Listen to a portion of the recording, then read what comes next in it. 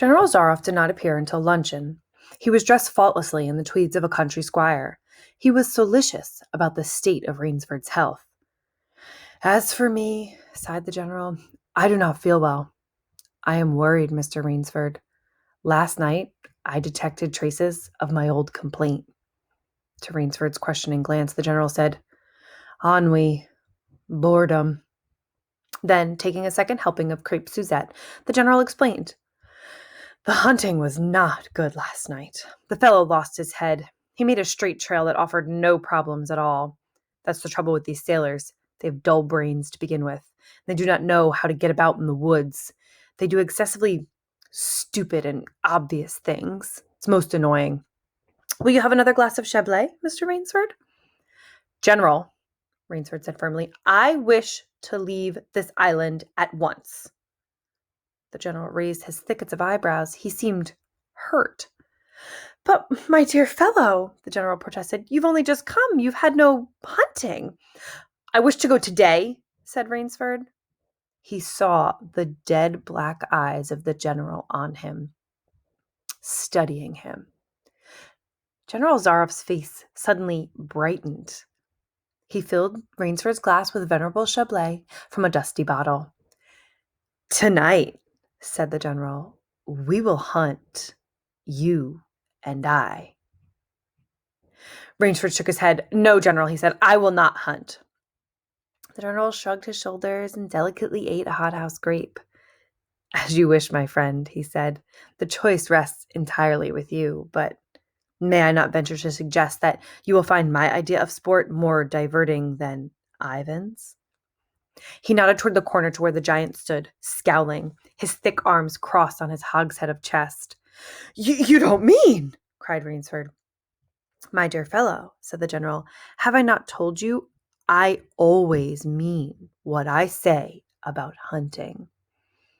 "This is really an inspiration. I drink to a foeman worthy of my steel at last."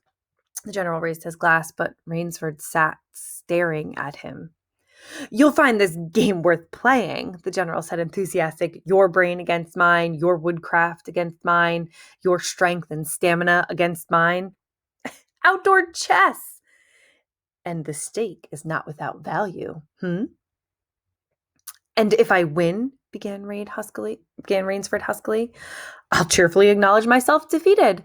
If I do not find you by midnight on the third day," said General Zaroff, "my sloop will place you on the mainland near a town."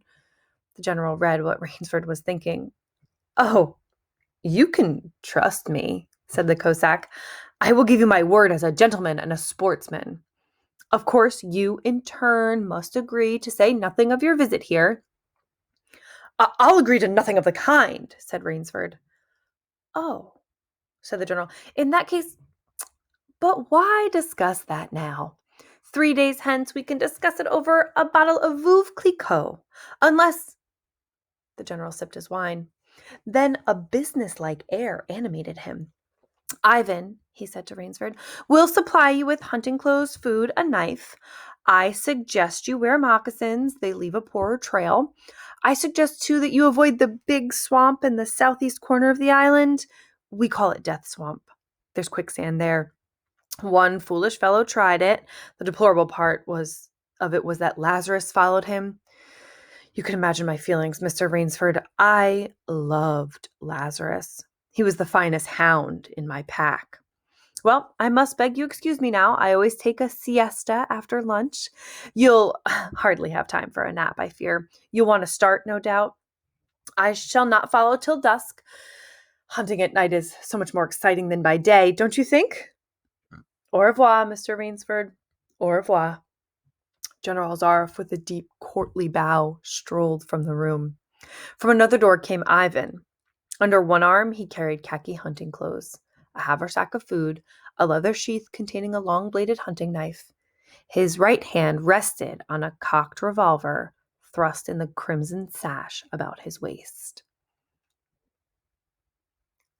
Rainsford